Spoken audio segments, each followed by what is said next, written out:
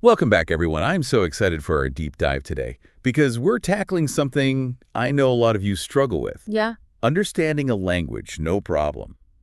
But speaking it, yikes. right. It's like you've been working out, got those listening muscles all buff, but then try to speak. And your speaking legs just totally give out. Exactly. Like a newborn giraffe all wobbly. I love that analogy. It really highlights this difference between passive and active language skills. So break that down for us. What's going on in our brains? Well, when you're understanding a language, your brain is mainly in passive processing mode, taking in the sounds, recognizing words, and piecing together meaning like a puzzle. Okay, I'm with you. But then when it comes to speaking, Things get a bit more complicated. yeah, where's the disconnect? Speaking requires active retrieval and production. You're not just passively absorbing information anymore. You have to actively search for the right words.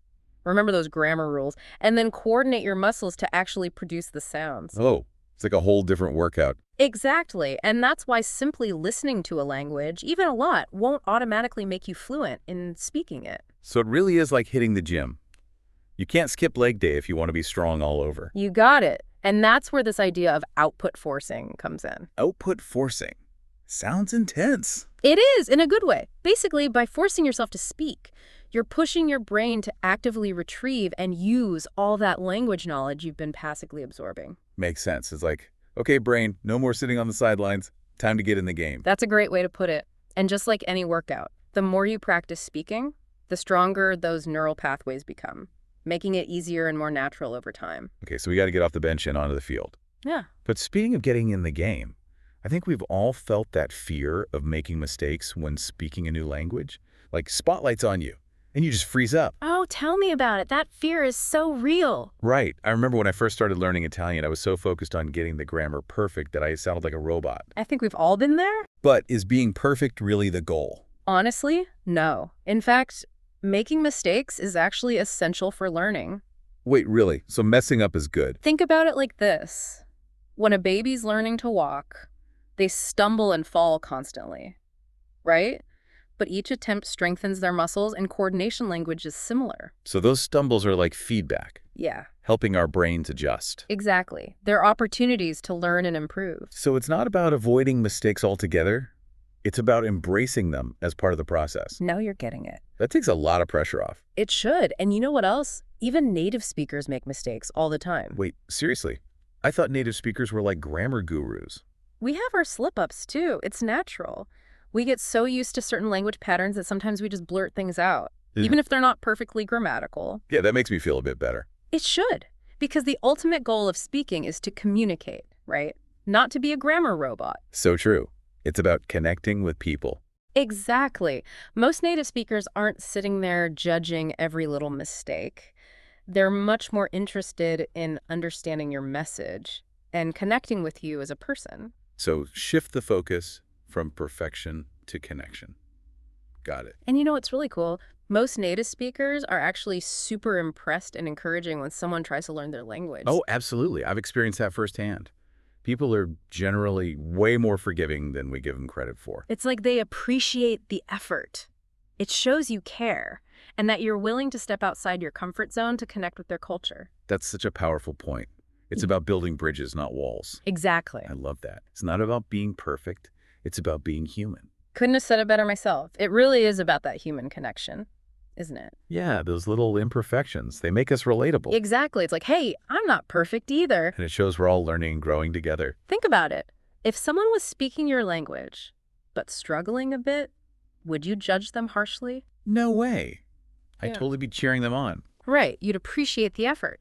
And that's how most native speakers feel. They're impressed when someone tries to learn their language. It's like a compliment to their culture almost. Exactly.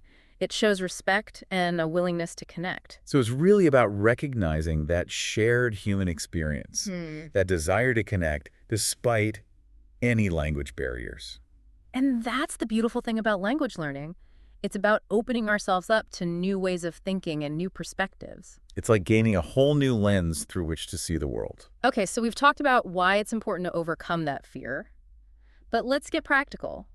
What are some tangible steps our listeners can take to improve their speaking skills? Yeah, let's give them some actionable advice. One of the best ways is to find a language partner. Ooh, A language buddy. Someone who speaks the language you're learning. You can practice together, give each other feedback, and keep each other accountable. That's a great idea. It's like having a built-in support system. Another option is joining a conversation group. Conversation groups. Yeah, many communities have them. It's a relaxed setting to practice speaking with other learners and even native speakers. That sounds fun. And less pressure than one-on-one. Exactly. And even if you can't find a partner or a group, there are still ways to practice on your own. Like what? Record yourself speaking. Whoa, that's a good one. I used to do that. It can feel awkward at first, but listening back really helps you identify areas for improvement. Right. It's like having your own personal language coach. And you can do it anywhere, anytime. Exactly. On your commute, while cooking, even walking the dog. The key is consistency, right? Yeah. Small, regular practice makes a big difference. Absolutely. It's like going to the gym. You wouldn't expect to see results after just one workout. So true. We got to make it a habit. And remember, there are so many fun ways to practice. Watch movies and TV shows in your target language. Listen to podcasts and music. Read aloud from books. Even just talk to yourself in the mirror. All great ideas. It's about finding what works for you Yeah. and making language learning enjoyable. Exactly. And with that in mind, I think it's time for our final thought for today. So we've been talking about all these practical tips, right? But I think it's good to take a step back and ask, what's the real heart of language learning? Like, what are we actually aiming for here? That's a great question. It's more than just ordering a coffee in a foreign country, isn't it? Yeah, it's like way more than that. It's deeper. It's like we're not just learning words and grammar rules, right?